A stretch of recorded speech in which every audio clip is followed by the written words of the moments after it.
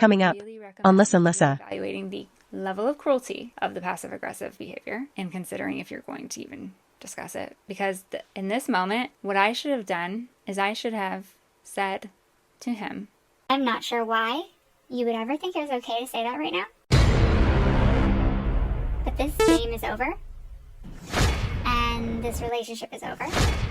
And I am gonna leave now. And then I should have grabbed my things and my brother in tote. Whoa. And I should have left that house and never looked back. And never entertained that person one more time. Hey! Listen!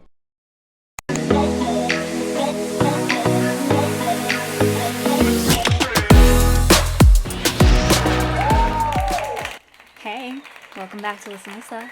I am your host, Lyssa.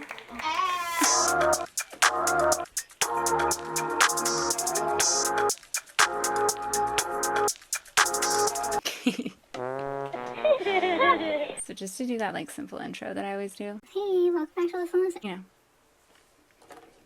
some of the outtakes that happen in the process of trying to do that, and me like trying to make it creative, and then arriving at the same one every time. Cringe. I cringe at the outtakes. I've thought about putting them at the end of the video before, but I'm just like, is it funny or is it embarrassing? It's always a toss-up for me. Hi, how are you? So good to see you. I can't see you. I can see you in my mind. I can see you in my mind. And that is not creepy. It's not creepy. It's not. We are friends, okay? Today's episode is going to be about red flags. Okay, red flags. And I don't know how many of you are going to relate to these, or maybe say some of these red flags are like, I know these aren't uncommon, or how many of you are going to have my experience more so of these were red flags that I commonly or saw other people commonly mistake in the beginning. And they may not even connect the subtle form of them that happens in the beginning to the later blow up where it was just like obvious at the end. And so these are going to be more so red flags that people often want to excuse in the beginning. And then when they do so, lead to a more magnified, tumultuous, traumatic ending when you let them carry on that you weren't expecting. I want to help you to understand how to expect them instead. Because I have learned the hard way. My very first long-term relationship, there were obvious red flags, like the ones that everyone knows, like that you wouldn't even probably call them red flags. You would just be like, that's not even a relationship. Like, why are you there? So from that relationship, I had my first level of growth where I was like, that was absolutely bottom of the barrel of the type of behavior to accept. I'm not calling that person bottom of the barrel. I mean, I wouldn't say that about a person. I'm just saying that behavior. And I was like, I got it all figured out. Okay. I don't accept those things. Hello. Like, wow, I've really learned. I've figured out what I want in life. Wow. So much more knowledgeable at this point after that relationship. I was like, I've got it down. I will not tolerate this. and other people are going like, Yeah. Like, don't. Yeah. then going into my next relationship, I was like, Easy peasy lemon squeezy, right? just don't tolerate those big things. Don't let people cheat on you. Don't let people physically abuse you. Don't let people neglect the entire relationship and think that they can still be in it. So good, check, right? No. Because although he wasn't violating me or the relationship in those very obvious ways, all of his covert offenses were completely unchecked by me. So it's not that I didn't notice them or had like a feeling about them. It's that I just was not prepared for them at all. And it was extremely easy to find excuses for them and to overlook them. I knew all along something didn't feel good about the way he treated me. Something felt uneasy. Like I wasn't feeling good. I didn't feel secure. I didn't feel loved a lot of times.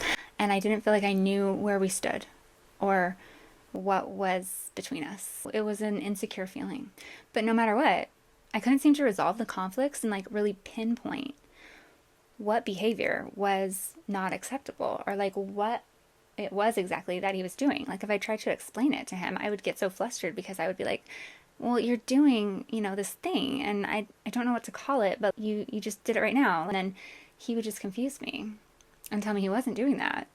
and he talked in a lot of implications. So I would just be like, what does that even mean? Why did you just say that? Like, I don't know what you're talking about. Just be clear. Just say what you mean. and I would just get so confused, and I would think that he was insulting me, and he was most of the time. I would just get so lost. Now that I've had a year, over a year now, to reflect on that relationship and really dig into what was happening there, I believe I have organized a list of, give or take, about 20 different red flags that were like this. I've had the list forever, but it was like a jumbled mess of thoughts. But I didn't organize it into a list until just recently, and I didn't go over it a lot. So I counted about 20, I think, but there's probably some on there that I'm going to join together. But in this video, we're going to go over the first 5. So there's going to be a few videos that come out about this to follow up for this one. I will be telling you what the red flag is, explaining how it will happen, what it looks like, what the definition of it, and then I'm going to give you examples of how it could show up in its subtle forms, maybe in the beginning when you want to catch it, and then how it links to what it looks like maybe if you don't check it, how it can get in the end. And that way you can make the connection of why you should probably address it the first time you see it. Not even probably, just definitely. Hard stance there, okay? This is my list, and everyone's different. So some of these things might be like on the borderline of maybe you're the type of partnership or people that you feel like you could tolerate a little bit more of that, or coming to a different compromise than what I might suggest in this video. I encourage that, okay? So anytime I'm giving these advice pieces, I want you to evaluate it in line with your own beliefs, your own style of relationship, taking into consideration self, do some self-reflection, sit with self and be like, how do I feel about this topic? How do I feel if my partner does this? And then also consider your partner, because every single dynamic is going to be different. I will say that there's probably some on here that it's not going to be, like, no one would say that they're okay with that, or they shouldn't. And then there's going to be some that maybe could be a little more iffy, okay? But in my opinion, I'm going to give you the ones that I think are going to be problematic if you let them continue, okay? Great. The importance of this, at the end of the video, after the 5, I'm going to cover one of the repetitive mistakes I've made in relationships that led me to these very long-term painful train wrecks of breakups that lasted just devastatingly for years in my life. Just took me out of the game for years and just had such a massively negative impact on my life. Time and time again, I will reflect on these certain things, and I will remember the very first day. I'll be like, when did I first see him do this? And I will think back, and it'll be so alarmingly early on in the relationship. And I think it's so easy. And you got to forgive yourself, because everyone does this when they're clouded by the love cloud, the rose-colored glasses, the hearts, and the, whatever. Cupid's arrow. I don't know. But everyone does it. So upon reflection, pain is a catalyst for growth. You go through something really painful. The best thing you can hope to get out of it is that you're like, ouch, that hurt really bad. Please, let's never feel like that again. How can I prevent that? And then you learn. Whereas it was really easy to overlook these a couple of times. I will say that this experience was very painful. There's no words to describe what this experience did to me, and some of the ways it harmed me and hurt me and affected my life and my family's life and just so many things, and changed me in ways that eventually I adapted to and made something out of.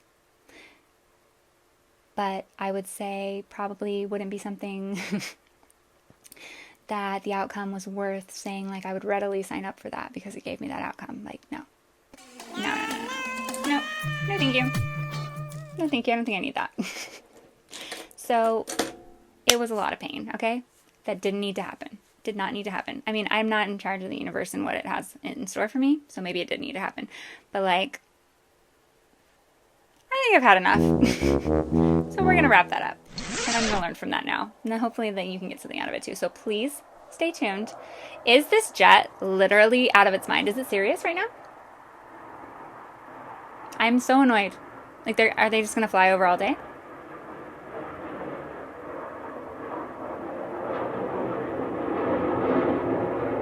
You know, I'll never be the same person that I was, and that's okay, I guess. But right now, I'm not quite the person that I like better out of that breakup. So it's just kind of still a work in progress. So a little hurt over it, a lot hurt over it, but that is why I'm doing this. Generally, I'm going to cover at the end. This is going to be the essential part of the video, okay? So you do not want to miss it. I mean it. It is like literally the key. It's my whole point of making the video, okay? Do you see? Look into my eyes. You must see this part, okay? At the end. I mean it. Very important. Without further ado, let's get into it. Let's do it. All right, red flag number 1, passive aggressive behavior. This can be so many things, but definitely is number 1 on the list, okay? This is definitely in that category of you might want to overlook it. And each time it happens, you could probably be like, Okay, that's not worth, like, breaking up over. Like, oh, they're just being passive aggressive. but you know what? This behavior, when it is chronic and when it is constant and when it is like their main weapon of choice and when it is done maliciously and when it is just being done to a level that is just unfathomable, it can absolutely erode your relationship from the inside out. It's just nasty when it gets to that level. So let's talk about passive aggressiveness, okay? Passive aggressive means a pattern of indirectly expressing negative feelings instead of directly addressing them. So it's any time that you are passively acting upon negative feelings instead of just telling somebody what you're actually mad about. Example would be you're mad that your partner is going out with friends, okay? But you don't say that. They say, I'm gonna go out with my friends, and you're just like, Okay, it's fine. but really deep inside, you're like, It's not fine. You keep going out with your friends all the time. We haven't had a date night in 6 months, and I'm really sick of it. Whoa! also, Your friends are childish. They're a bad influence on you. And last time, they threw up in our bush. you're very upset. But you're not saying that. And so then you like let it fester. And then maybe you don't say anything to them that night. But then the next morning, when they get back from their night out and they're complaining about a headache, they're just like, they're just being very, complainy about their headache that they got from going out that you have to now listen to. Kind of bubbles over in you. You know, it's not so easy to push down that anger anymore and act like you're not upset, and something kind of slips out. You might just be like, What happened to the party animal? That age really creeping up on you, huh? I think I'm tired. You're not in your 20s anymore, huh? Yeah. You might laugh while you're saying it and insist like it's a joke, but in that joke somewhere, there's a bit of truth. And depending on how it's said and what is said is going to determine the nature of how upsetting this behavior might be. Your partner might feel a bit offended and they might think like, why are you being so rude? They may not connect ever at any point. You're feeling neglected, or you're feeling like they're not handling responsibilities. You're feeling like they're prioritizing something over you, their friends, or whatever it is. Whatever the real reason is that you're not saying, they are not going to connect to that behavior. Naturally, your partner's going to be like, why are you being so rude? Why are you so rude? Like, that's not a joke. over time, maybe, if this continues, if it's not, maybe that one would slide, but make another one, you start making them more and more. And then your partner's just like, Why are you always just so rude to me? That's not funny. Do you have a problem or something? Why aren't you saying it? and they don't know what it is. Because what do we know about in relationships? Like, whatever is not communicated, it's probably not going to be understood. It's probably not going to go the way you're expecting. So you must communicate all things that you would like to happen, or that you are feeling, that you want your partner to do something about. Over time, your partner might just feel like you've damaged the bond. And at the end of that relationship, your partner is probably going to feel like this relationship ended because they were so passive aggressive and rude to me all the time. But your story is probably going to be like, they didn't consider my feelings. He didn't, she didn't, whatever. She neglected me. She went out with her friends all the time and she didn't even invite me, and whatever it is. And then you're going to be like, I didn't even know you're mad about that. I didn't even know you're mad about that. So passive aggressive is not uncommon. It's probably something that'll happen in every relationship from time to time. Probably something that every person has utilized from time to time. And it's not super concerning in its very low forms, or if it's just once in a while. You could probably just go ahead and overlook that. Okay? But what you want to look for is frequency, if it's happening frequently. You overlook one incident, and you're like, okay, that was whatever. That was kind of weird, but whatever. Maybe they'll tell me later. But then they never actually tell you why they said that comment. And then maybe the next day they make another one, and it seems related. And then maybe they make another one and another one. And then like by comment 4, and they still haven't told you what they're actually saying that about. Probably around a good time for you to step in and say something. Just remember that addressing an issue or voicing a complaint should be done in a proper setting. So privately, calmly, kindly, and connected. If you're at a dinner party and they do this for the 4th time and you're just like, that's it. Everybody listen up. That's not the time. Okay? You want to wait till you get home, obviously. And when you're not in such a reactionary state, you want to wait until you're calm because you want to be able to be connected with your partner. Because remember, when you're having a conflict resolution or addressing an issue, you're a team going against the issue. You're not going to want to do that when you're like very angry at your partner or like very irritated with them, because then that's not going to be a quality conflict resolution session. If you want more like good tip on how to do conflict resolution, some of the things that you can do, there's a clip in this video that you see up here. I don't know which side it's on, but it's at the 20-minute and 11-second mark, and it'll go over some of that. Now the second part. You want to examine the level of cruelty that was implicated into the passive-aggressive remark or behavior, okay? Because passive-aggressive, you know, the term itself makes it sound really like more on the passive side, but also the word aggressive is in there. And sometimes passive-aggressive behavior can be just downright aggressive and offensive. It can slap you right in your face. Not literally, but like it's jarring at times, some of the things that come out of their mouth, and then you're kind of like doing an equation in your head of like, what does that mean? And then the things that you arrive at can be like very alarming. So this can get pretty like nasty at times, and it definitely did for me. Okay, and I will give you examples of how that went down. If you've seen my podcast, Betrayed But Not Broken, you might remember a part where I described when my ex was upset when we were playing a game, Never Have I Ever. Okay, it was like one of the moments at the end, in the middle of that podcast. Real quick summary: he didn't like that I had admitted within the game to doing something far back in my past. It was a sexual act. I mean, that's how you play the game. I admitted to it. I fessed up that, like, I don't know, it wasn't really that serious, but I think it qualifies.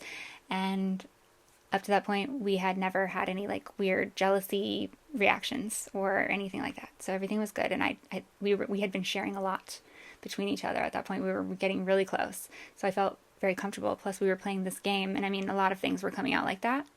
And it wasn't a problem, you know, and he was talking about himself. But then when I said this one, it really struck a nerve with him, and he made some intense assumptions in his mind, and that led him to behave passive-aggressively. Instead of keeping those feelings to himself and having a conversation with me later and getting the information and actually, like, talking about his feelings, he instead decided to, on his next turn, out of nowhere, just attack me out loud. My brother was there, and it was very odd, and it was the first time I'd ever seen any, even slightly rude behavior from him.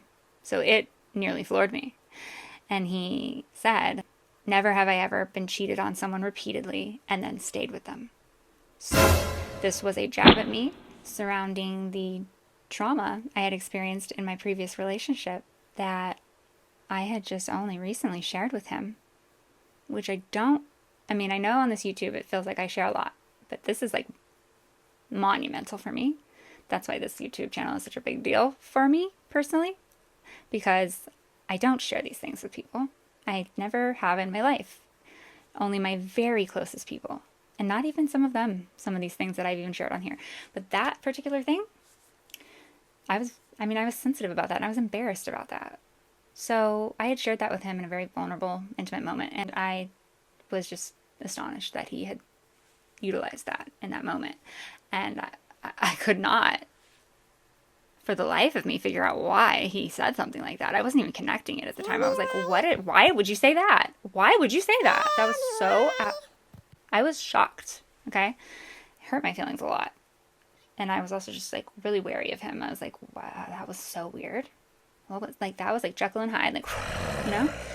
So later, I mean, only just even recently, like within this past year, just thinking back to all these times and reflecting, I figured out what had happened there was that he basically felt like I was sharing something that I did in my last relationship with that guy.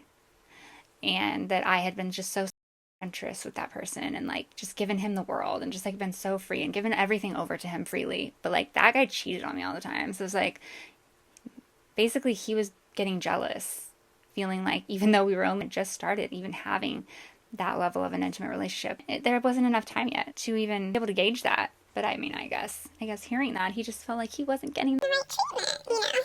And then I was just freely giving it to everyone else I'd ever been with. But like I was obviously leaving him out of that luxury. And how dare I? Because like he's the good guy and that guy was a terrible guy. So like why would you deprive me of that? And da da da. Mind you, this wasn't even like something he wanted to actually try. And also, he was so wrong. He was so wrong. This is why passive aggressiveness is just not useful, because to engage in it, you usually are making assumptions. You're not talking things through with your partner first. You're making an assumption. You're reacting on anger that you're not talking about. So he got it all wrong because it wasn't with my ex. It was like over 10 years prior, and it wasn't even a big deal, really. Okay, so he just like made up this whole story in his head and then attacked me in such a very cruel way. So all he did there was just really display his level of cruelty and his level of insecurity. And he really damaged a bond that we had been building of trust that was so beautiful and strong up to that point. And, you know, that was the first crack that he put in it. But it would not be the last. Oh, no, no, no. He shattered that to the ground, okay? So, I mean, it was inevitable. So, that level of a passive-aggressive red flag, I'm just going to go right out and say, that should have been breakup worthy on the spot, okay? You do not throw someone else's private, sensitive information at them in a time of anger when you're feeling whatever you're feeling. It doesn't matter. It doesn't matter what you're feeling at that moment. Your feelings are valid. They just don't warrant you to hurt your partner. And if someone takes your secrets, your private information, just things that are shared in vulnerable moments, very serious trauma that's happened to you that you chose to share with them, and tries to purposefully use it as a weapon against you at a time that they are upset, that is breakup worthy behavior on the spot. And that's on period. Because I do not know a case of a person that would just do that in an accidental moment, in the heat of the moment, who would just reach for that tactic just one time as a mistake. And the nature of that cruelty is like, it's not going to be one of those behaviors that you're going to get them to understand how hurtful it is to get them to stop it. It's only going to change when they feel like they should change it. And the fact that they would even utilize it on you means that you telling them how much it's hurting you is not going to matter, because they absolutely know how much it's going to hurt you. That is why they used it. That was its purpose. Wow. So you talking to them afterwards and going, You know what? That's really hurtful. they know that. They're very aware.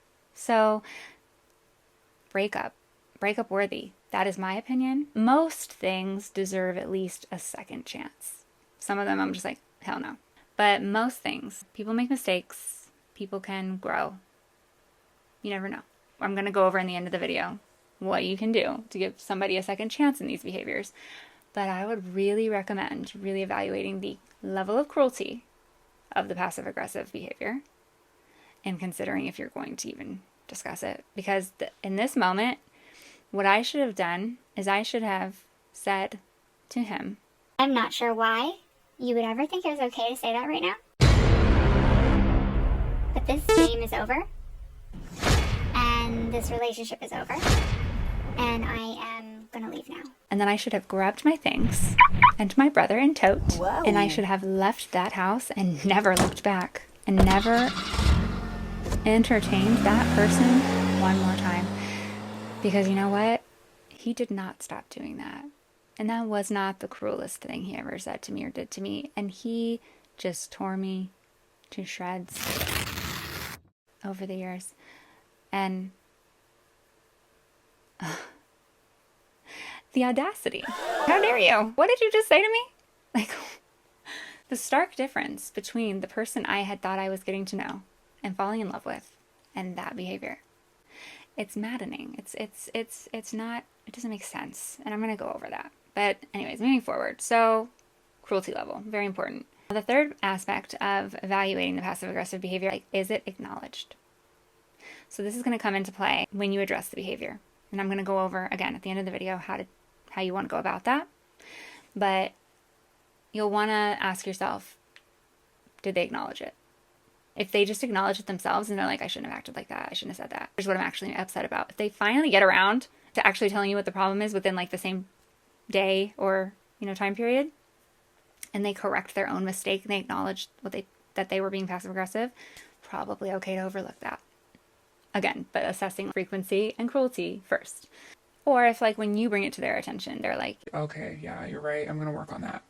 great.